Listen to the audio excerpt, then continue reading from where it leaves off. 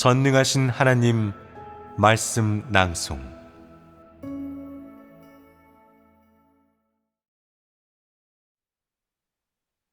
하나님의 성품과 하나님의 사역으로 맺게 될 결실을 어떻게 알아야 하는가?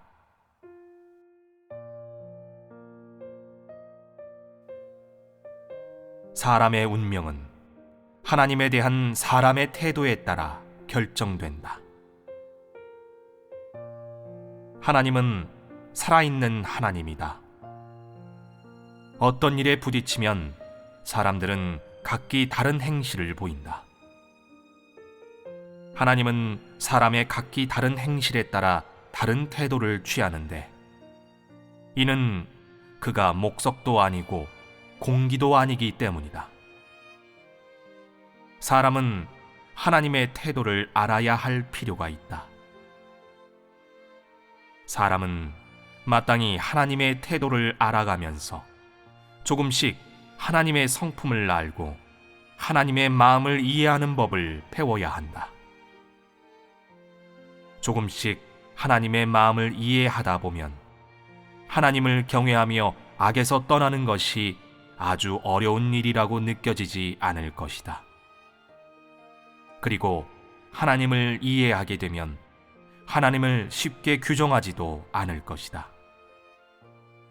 더 이상 하나님을 규정하지 않게 되면 하나님을 쉽게 거스르지 않을 것이고, 자신도 모르는 사이에 하나님이 너를 인도하여 하나님을 알게 해줄 것이다. 이로써 너는 하나님을 경외하는 마음을 갖게 될 것이다. 또한 더 이상 자신이 알고 있는 글귀의 이치나 이론을 하나님께 씌우지 않고 범사에 하나님의 뜻을 구하게 될 것이다. 그렇게 자신도 모르는 사이 하나님의 뜻에 맞는 사람이 될 것이다. 사람은 하나님이 하는 사역을 보지 못하고 짐작하지도 못하지만, 하나님 입장에서는 모든 사람의 행위와 하나님을 대하는 태도를 느낄 수 있을 뿐만 아니라 볼 수도 있다. 이는 사람들이 분명히 알아야 할 부분이다. 만약 내가 속으로 늘 이런 생각을 품고 있다고 해보자. 내가 여기에서 이렇게 하는 걸 하나님이 아실까? 내가 이런 생각을 하는 걸 하나님이 아실까? 아실 수도 있고 모르실 수도 있을 거야. 내가 한편으론 이런 관점을 가진 채 하나님을 믿고 따르고, 또 한편으론 하나님의 사역과 하나님의 존재를 의심한다면 언젠가는 하나님을 거슬러 노하게 할 것이다. 너는 이미 위험한 경계에 와 있기 때문이다. 나는 다음과 같은 사람들을 보았다. 그렇게 오랫동안 하나님을 믿었으면서도 진리 실제를 얻지 못하고 하나님의 뜻은 더더욱 모르며 생명과 분량이 전혀 자라지 않는 사람, 얕디 얕은 수준의 도리밖에 지키지 않는 사람 말이다. 그렇게 된 원인을 살펴보면 그들은 지금껏 하나님 입에서 나온 말씀을 생명으로 받아들인 적이 없고 하나님의 존재를 직시하지도 받아들이지도 않았기 때문이다.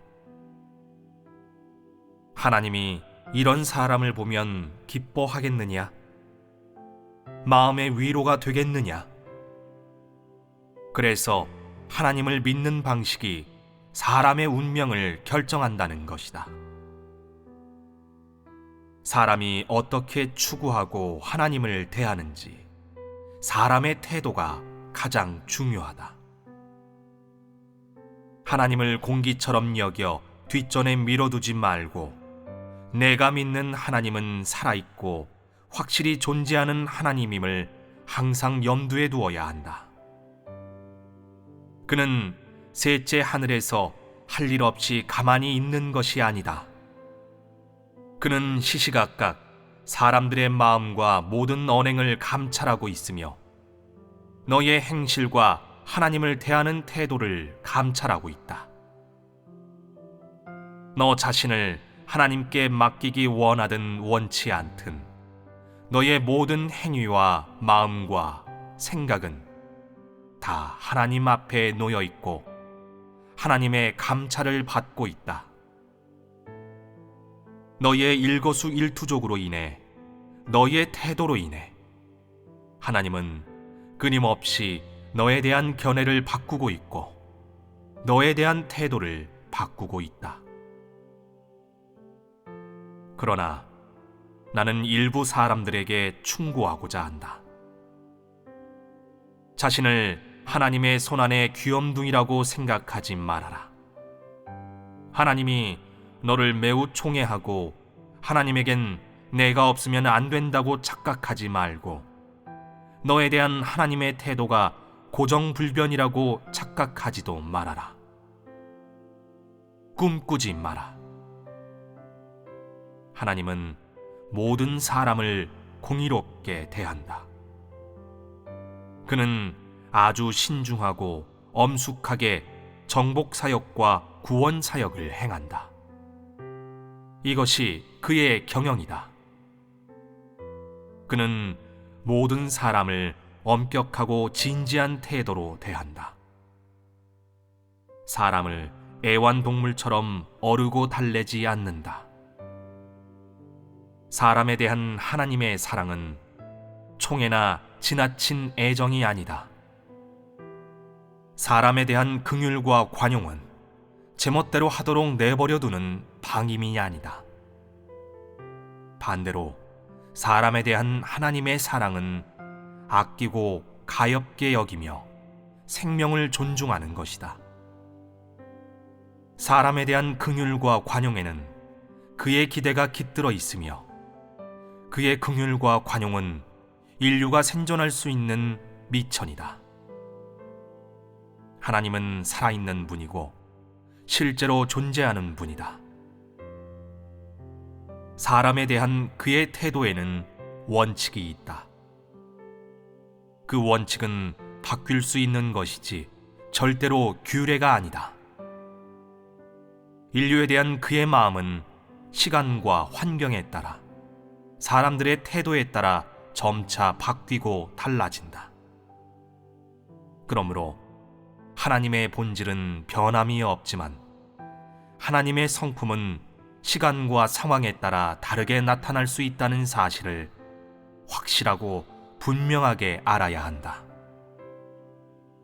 다만 너는 이 일을 그리 심각하지 않게 여기면서 너의 고정관념으로 하나님이 마땅히 그렇게 해야 한다고 상상할지도 모르겠지만 어떤 일은 너의 관념과 정반대이다.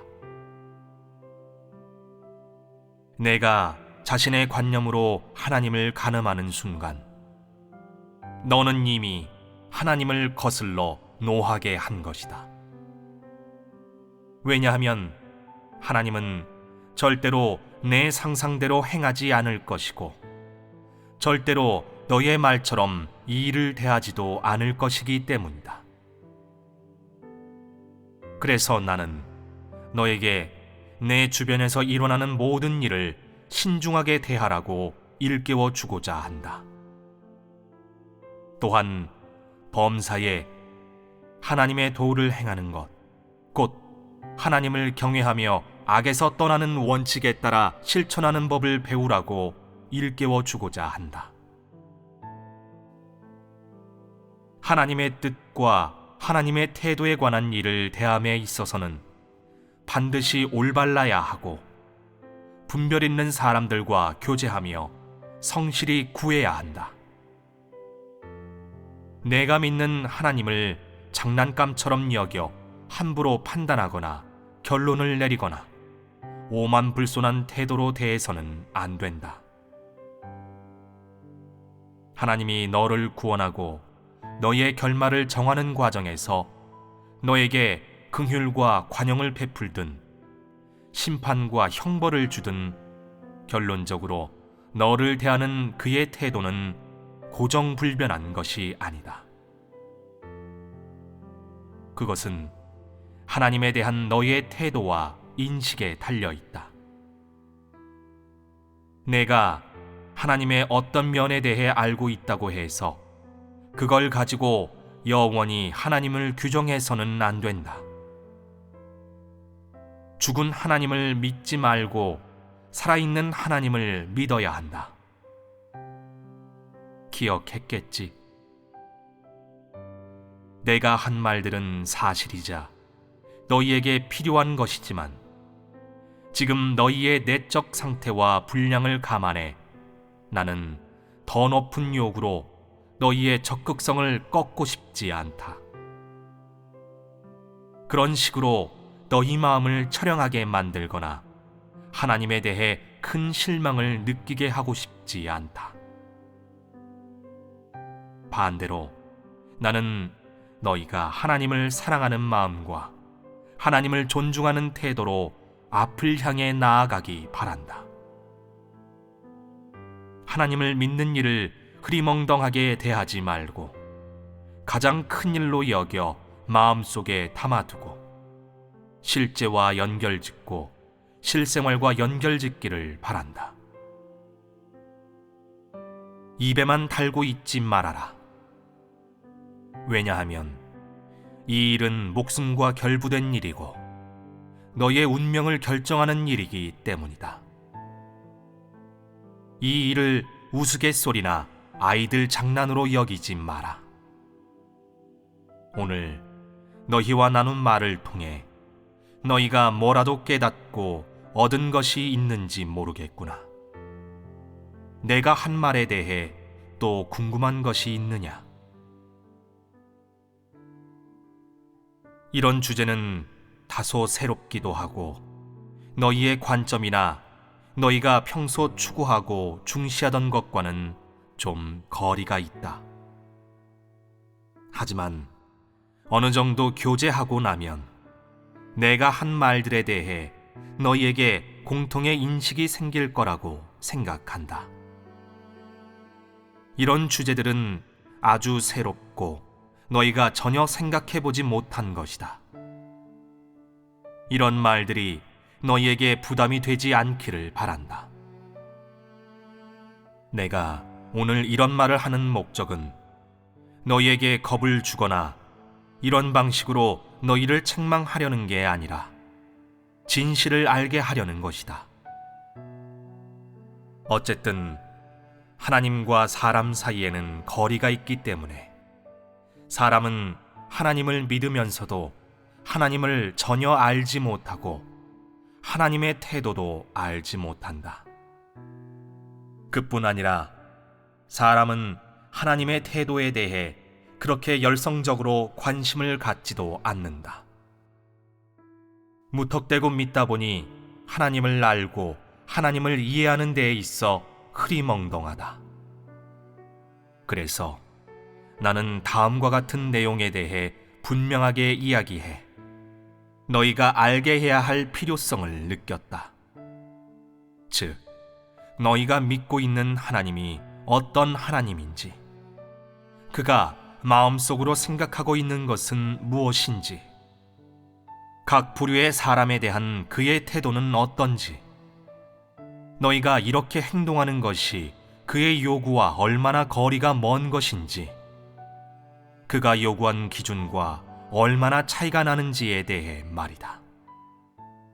이렇게 하는 목적은 너희들 각자의 마음속에 판단의 기준이 생겨 자신이 이 길에서 무엇을 얻었는지, 아직 얻지 못한 것은 얼마나 되는지, 아직 발을 들여놓지 않은 영역은 무엇인지 알게 하려는 것이다.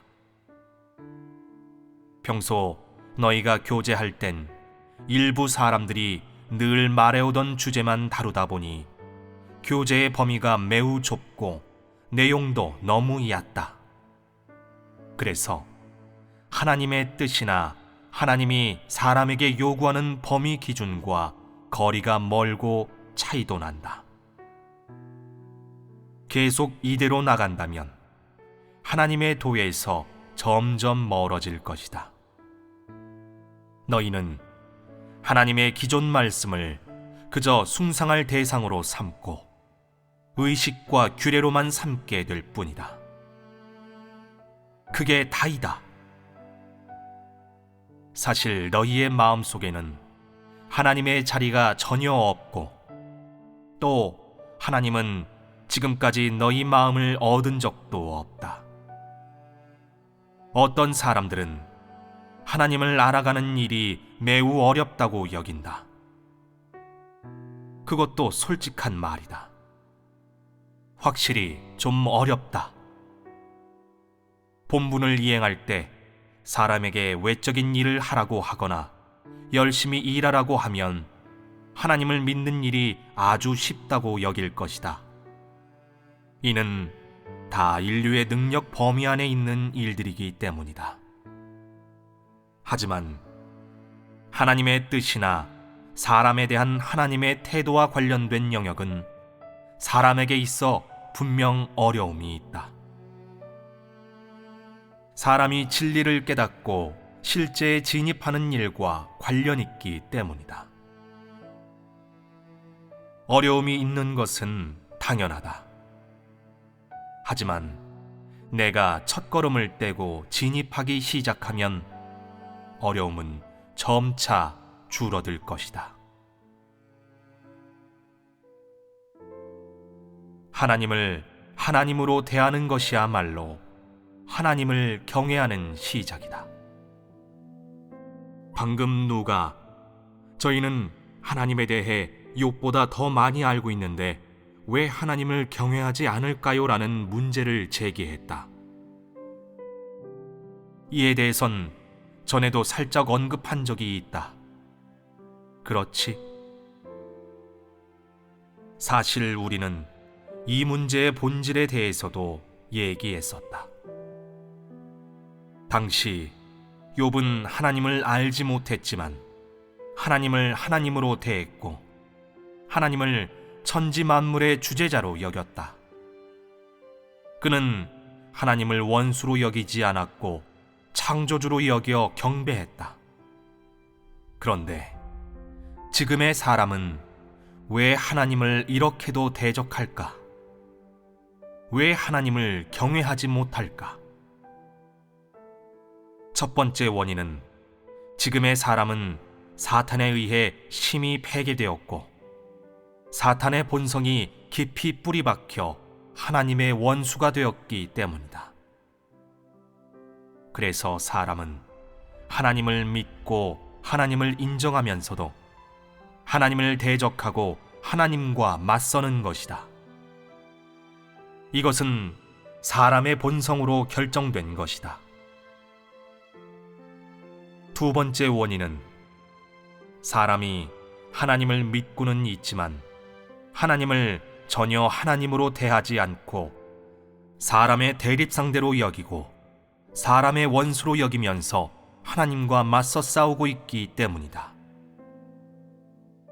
원인은 이처럼 간단하다. 이것도 조금 전 교제할 때 언급하지 않았느냐? 곰곰이 생각해 보아라. 이 원인이 맞지 않으냐?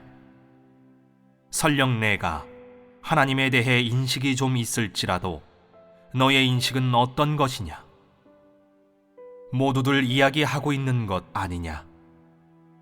하나님이 알려준 것 아니냐? 너는 고작 이런 것과 관련된 이론과 도리만 알 뿐이다.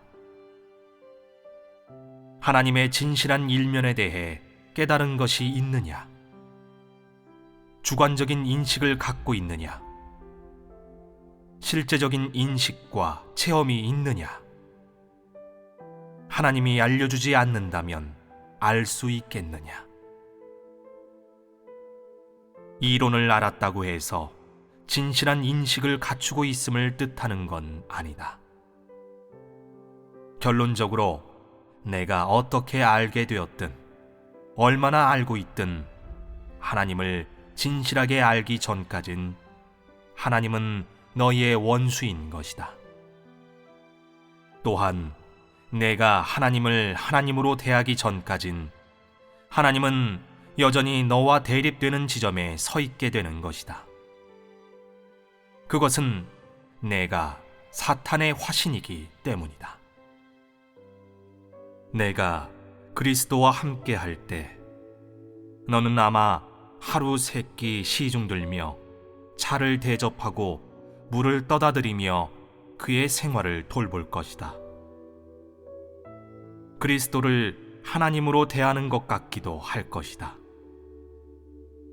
그렇지만 일이 생기면 사람의 관점은 늘 하나님과 어긋나고 사람은 늘 하나님의 관점을 이해하지 못하고 받아들이지 못한다. 사람이 겉으로는 그와 화목하게 지낼 수 있을지는 몰라도 그것이 그와 마음이 잘 맞음을 뜻하진 않는다.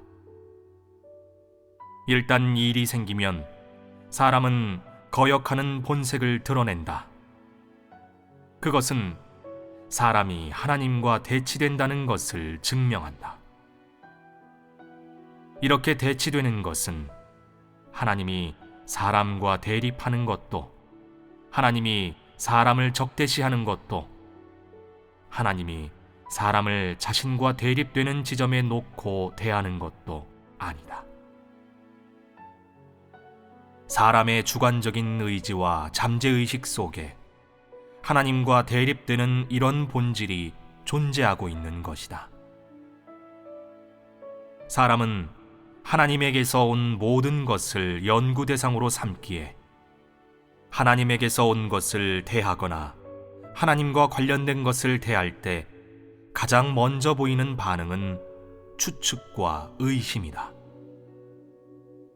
그런 다음 사람은 재빨리 저항하는 태도를 취하여 하나님과 대립할 것이다. 이어서 부정적인 감정을 품고 하나님을 논박하거나 하나님과 겨루려 들 것이다.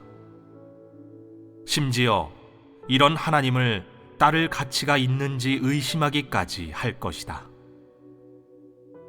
그러면 안 된다는 것을 이성적으로는 알더라도 어쩔 수 없이 이런 선택을 하게 될 것이고, 더 나아가 조금의 주저함도 없이 이 선택을 끝까지 고수할 것이다.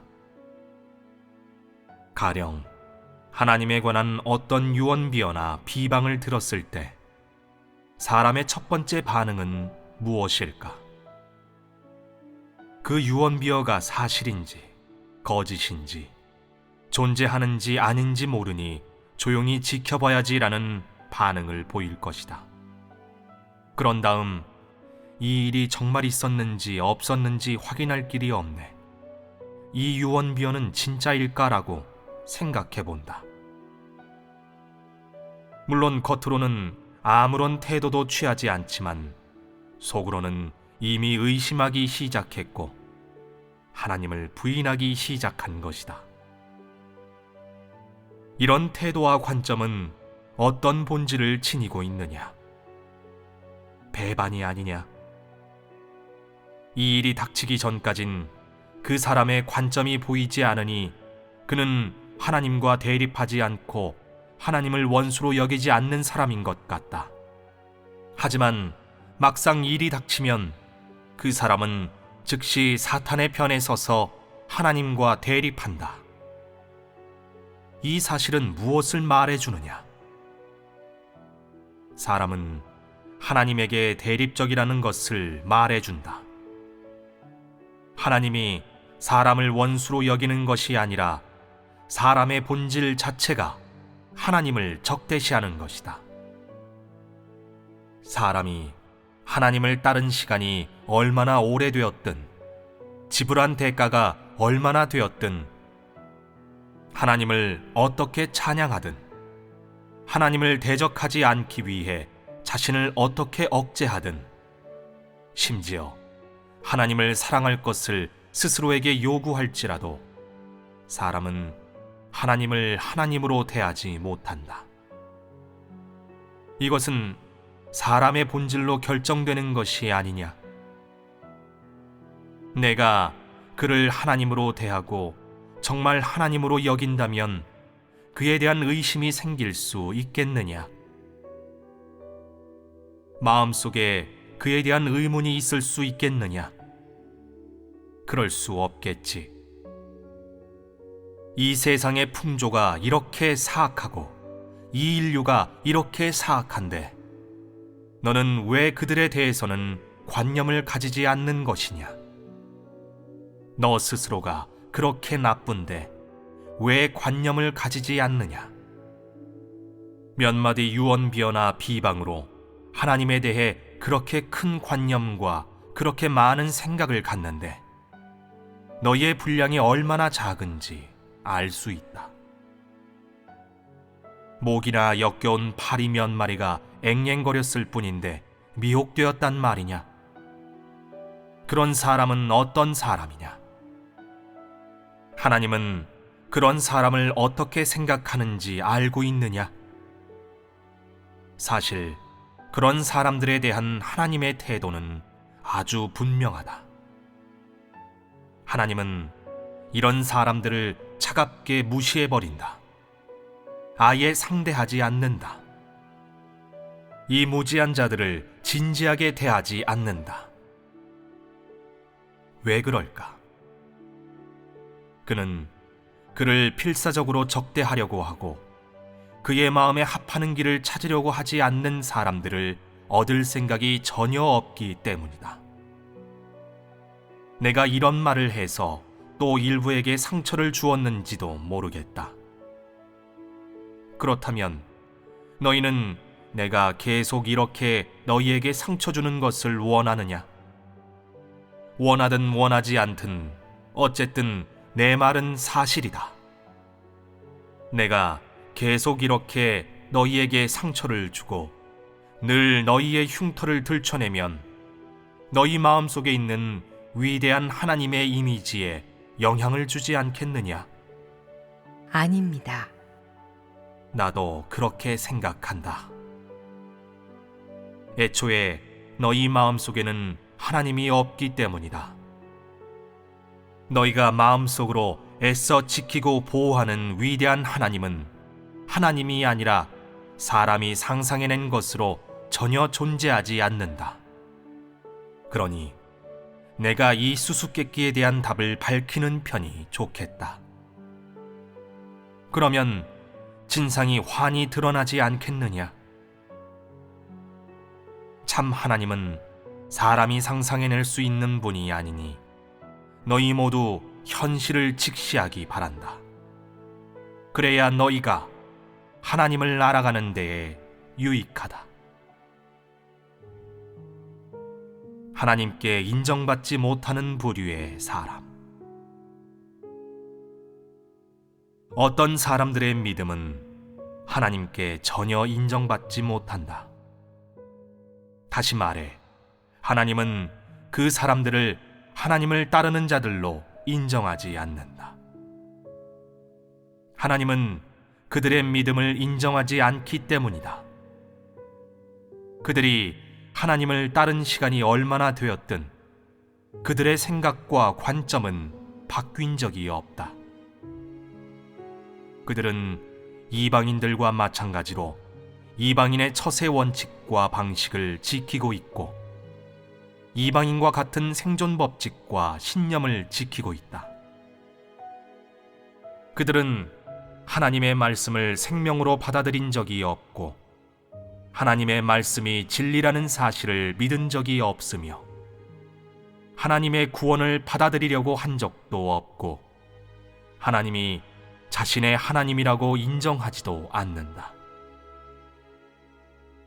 그들은 하나님을 취미로만 믿을 뿐이고 하나님을 정신적 의지처로만 여길 뿐이다.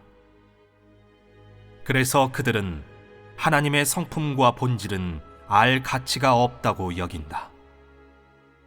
다시 말해, 진정한 하나님의 모든 것은 그들과 아무런 관계가 없고 그들은 관심을 가지려고도 거들떠 보려고도 하지 않는다. 그들의 마음 깊은 곳에 늘 하나님은 볼 수도 만질 수도 없고 존재하지도 않는다라고 말하는 강렬한 목소리가 있기 때문이다. 그들은 이런 하나님을 알아가는 것은 부질없는 일이고 자신을 우롱하는 것이라고 생각한다. 또한 입으로만 인정하면서 그 어떤 입장도 밝히지 않고 그 어떤 실제적인 행동도 하지 않는 것이 진짜 현명한 것이라고 여긴다. 하나님은 이런 사람들을 어떻게 볼까? 하나님은 그들을 이방인으로 여긴다. 어떤 사람들은 이렇게 말한다. 이방인이 하나님 말씀을 볼 수 있나요? 본분을 이행할 수 있나요? 하나님을 위해 산다는 말을 할 수 있나요? 사람들이 흔히 볼 수 있는 것은 다 외적 행실이지 사람의 본질이 아니다. 그러나 하나님은 사람의 외적 행실을 보지 않고 사람의 내적 본질만 본다. 그러므로 하나님은 이들에 대해 이런 태도를 취하고 이런 정의를 내리게 된 것이다. 이들은 이렇게 말하기도 한다. 하나님은 왜 이렇게 하시죠? 하나님은 왜 저렇게 하시죠? 난 이 일을 납득할 수 없고 저 일도 납득할 수 없어요. 이 일은 사람의 관념에 부합하지 않아요. 어떻게 된 건지 설명을 해 주셔야 합니다. 이런 말에 나는 이같이 답할 것이다. 너에게 설명해 줄 필요가 있느냐? 이 일이 너와 상관이 있느냐? 너는 누구냐? 너는 어디서 왔느냐? 내가 하나님에 대해 흠잡을 자격이 있느냐? 내가 그를 믿기라도 하느냐? 그가 너의 믿음을 인정하느냐? 너의 믿음은 하나님과 아무런 관련도 없는데 그의 행사가 너와 또 무슨 상관이 있느냐? 너는 하나님 마음속에서 너의 위치가 어떤지도 모르는데 내게 하나님과 대화할 자격이 있겠느냐? 훈계의 말씀. 너희는 이 말을 듣고 무척 괴롭지 않으냐? 듣기 싫거나 받아들이기 싫을지라도 이는 다 사실이다. 이 단계의 사역은 하나님이 하기 때문에 하나님의 뜻과 태도에 관심이 없고 하나님의 본질과 성품을 알아가지 않는다면 최종적으로 손해를 보는 것은 너 자신이다. 너희는 내 말이 듣기 거북하다고 탓하지 말고 내 말이 너희 마음에 찬물을 끼얹는 것 같다고 탓하지도 마라. 내가 말하는 것은 다 사실이지 너희에게 타격을 주려는 것이 아니다. 너희에게 무엇을 요구하고 어떻게 하라고 요구하든 모두 너희가 올바른 길을 가기 바라고 너희가 올바른 길에서 빗나가지 말고 하나님의 도를 행하기를 바라기 때문이다. 내가 하나님의 말씀대로 행하지 않고 그의 도를 지키지 않는다면 너는 하나님을 거역하며 올바른 길에서 엇나가고 있음이 확실하다. 그래서 나는 어떤 일들에 대해서는 너희에게 명확히 설명해 줄 필요가 있다고 생각한다. 너희가 흐리멍덩하지 않고 아주 분명하고 정확하게 믿게 하기 위해서 말이다. 그리고 하나님의 태도, 하나님의 뜻, 하나님이 어떻게 사람을 온전케 하는지, 하나님이 어떤 방식으로 사람의 결말을 정하는지를 너희가 분명히 알 수 있도록 말이다. 언젠가 내가 따라가지 못하게 되더라도 나는 이미 내게 책임이 없다고 할 것이다. 나는 이미 많은 말을 분명히 해 주었기 때문이다. 내가 자신의 결말을 어떻게 대하느냐는 전적으로 너에게 달렸다. 하나님은 각기 다른 태도로 사람들의 결말을 대하고 있다.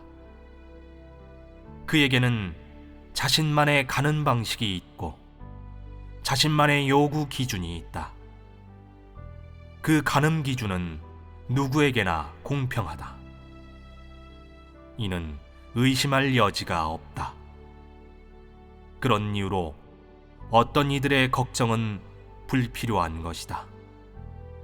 이제 안심이 되겠지. 오늘은 여기까지 얘기하겠다. 안녕.